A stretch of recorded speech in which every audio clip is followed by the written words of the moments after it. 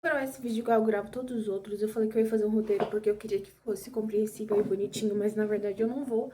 E você pode até achar que eu falei merda. Se você achar, inclusive, que eu falei merda, você pode chegar até mim, vir até mim e falar, Ana Clara, acho que você falou merda.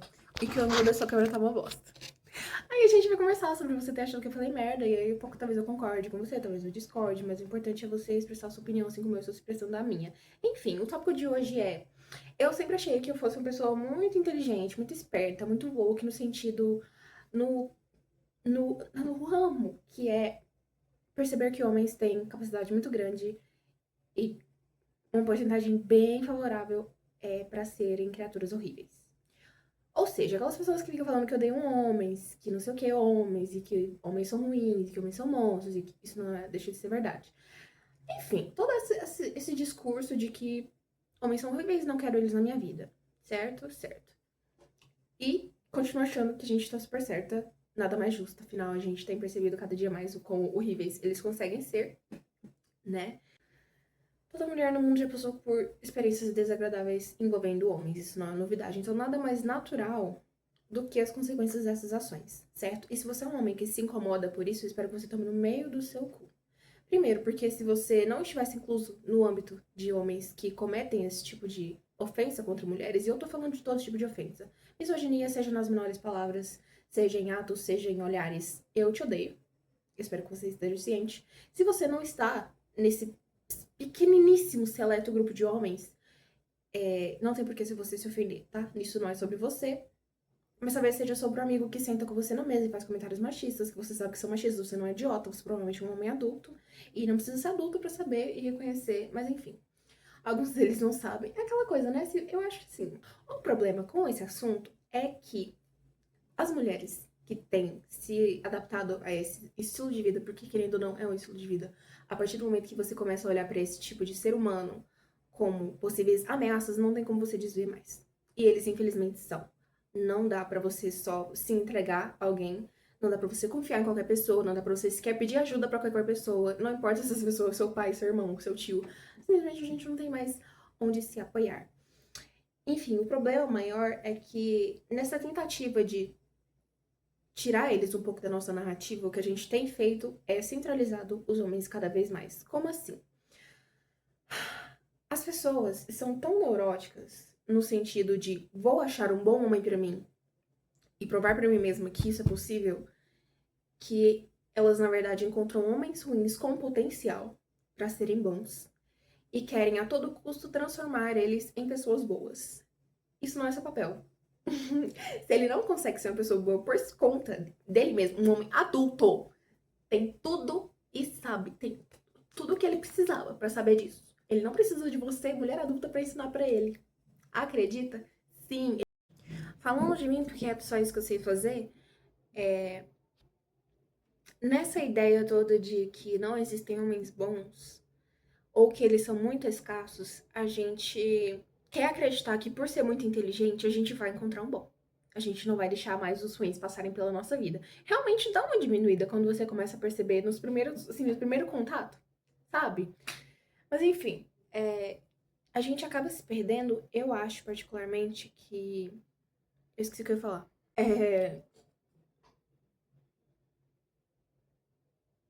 Tentando encontrar esse homem bom ou fazer um homem com potencial de ser bom de verdade, a gente acaba estragando muita coisa.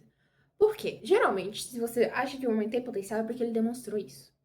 Onde eles demonstram isso? Geralmente no começo do relacionamento, certo? Certo, claro, eles não são idiotas, eles são espertos, eles são primários, são, mas eles não são burros ao todo. Demonstram um potencial enorme no começo, eles são super educados, são fofos, são atenciosos, são delicados, eles demonstram tudo o que eles sentem, eles falam o que eles sentem, eles dão declarações enormes de tudo o que eles sentem. Mas aí, em algum momento, isso muda.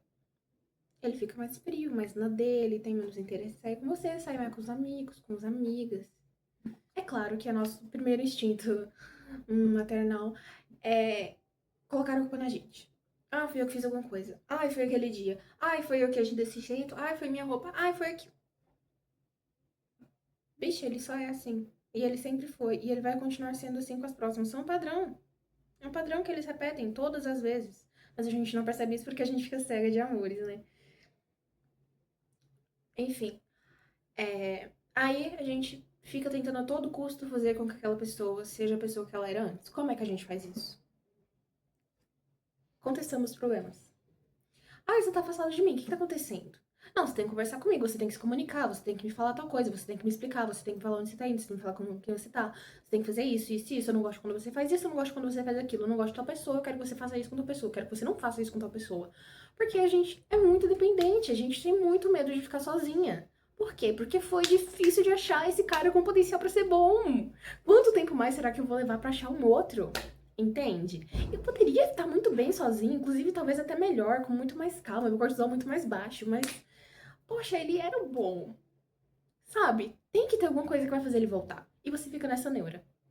E aí ele volta a ser bom, levemente, devagar.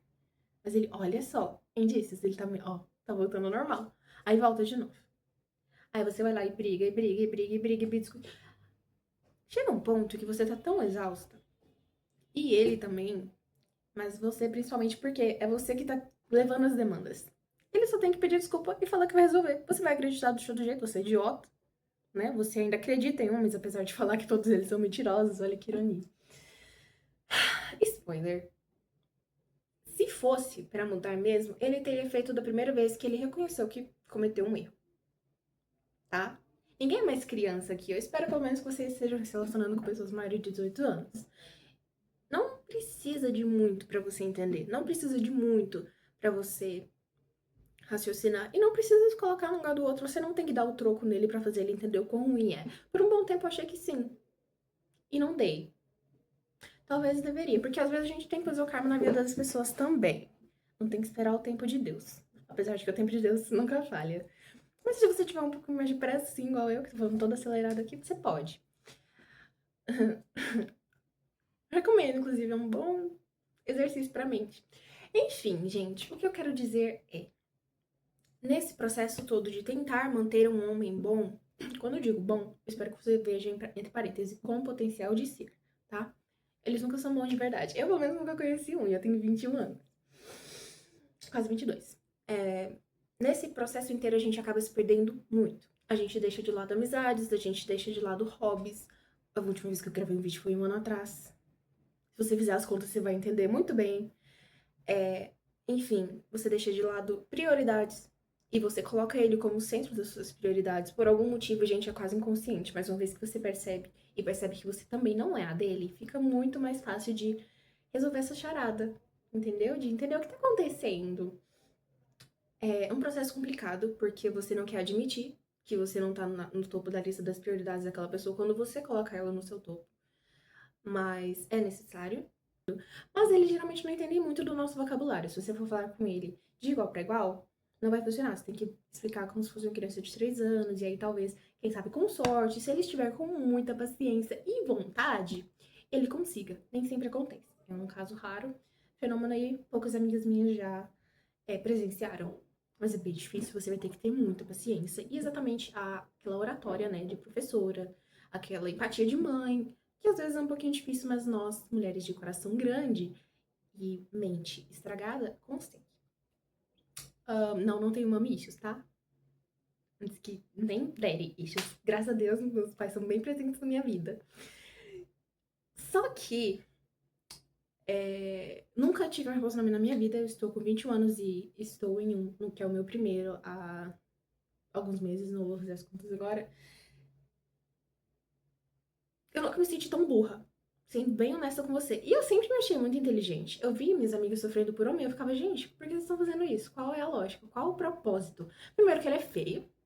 Eles sempre são, sempre são. Os que dão dor de cabeça são sempre feios, se você parar pra perceber. Mas vamos supor que ele é bonito e tá dando dor de cabeça, ele sabe o que ele tá fazendo, tá? Eles não são burros. É sempre um feio, é sempre um mentiroso, é sempre um cara pobre, fudido, desgraçado, vagabundo, que não, às vezes tem nem trabalho, gente. Pelo amor de Deus, sabe? Vocês são as mulheres bonitas, assim, por que que não... Vai pintar um quadro, vai fazer um desenho, vai escrever uma história, um fanfic, que seja no Notepad. Sabe? Vai viver a sua vida, vai sair com suas amigas pro parque, vai sair com suas amigas pra beijar na boca, vai sair com suas amigas pra beber uma cerveja. Mulher não gosta de cerveja. Ah, vou beber um copão que seja. Gente, às vezes a gente esquece desse tipo de coisa, o quão prazeroso é viver esse tipo de coisa, sabe? Vai conversar com sua vizinha, tomar um café com a sua avó. Pelo amor de Deus. É muito simples. Mas a gente fica tão neurótica, tão pensativa, porque eu, pelo menos, tenho muita vontade de casar. Eu sei que é propaganda e tudo mais. Mas eu tenho, sabe? É uma coisa, eu nasci com isso, infelizmente. É uma grande romântica, sagitariana, não tenho culpa. Mas às vezes a gente tem que parar de fazer o quadradinho de 8 e pensar, né? Será que é isso mesmo? Será que o amor da minha vida faria isso comigo mesmo? Eu acho que não. Mas das vezes a resposta é não. E se a resposta for não, você pode ir embora. Vai ser bem melhor pra você. E pra todo mundo ao seu redor, que ninguém aguenta mais.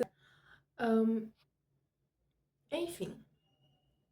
O conselho que fica é: você não tem o poder de melhorar homem nenhum. Você não é a Taylor Swift, porque nem ela conseguiu. Convenhamos, gente, é sempre um feioso. Acabei de parar pra pensar aqui, até ela, coitada. Enfim, não perca seu tempo, não perca sua paciência, não perca sua juventude tentando consertar uma pessoa que não quer ser consertada.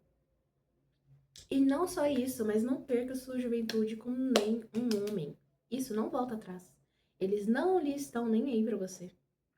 Eles provavelmente não fariam o mesmo por você. Até porque se fossem fazer, já estariam fazendo. Você está vendo ele fazer? Eu não tô. Mas se você tiver, me mostra. E a gente chega em um consenso, tá? Por hoje é só. Falei igual meu chefe. Eu acho que esse é o melhor dos conselhos que alguém pode dar. Apesar de parecer simples e óbvio. Sempre é óbvio, mas a gente não, na maioria das vezes, pelo menos, não consegue enxergar por conta própria. Eu mesma só consigo enxergar quando eu falo em voz alta pra mim mesma. Olhando assim no meu olho, na Clara, você está sendo burra. Ana Clara, essa pessoa faria isso pra você? E geralmente a resposta é não. Se você tem que se perguntar, é porque a resposta é não. Sempre. Sempre, sempre, sempre. Porque você saberia se a resposta fosse sim, né? Ela estaria fazendo, afinal. E eu acho que a coisa que mais dificulta isso é que a gente não aprende a se valorizar. A gente, na maioria das vezes, pelo menos, não aprende a aproveitar a própria companhia. Eu sempre gostei muitíssimo de ficar sozinha. Sempre apreciei muito, sempre tive muitos hobbies, assim, sempre gostei de pintar. E eu não sei pintar.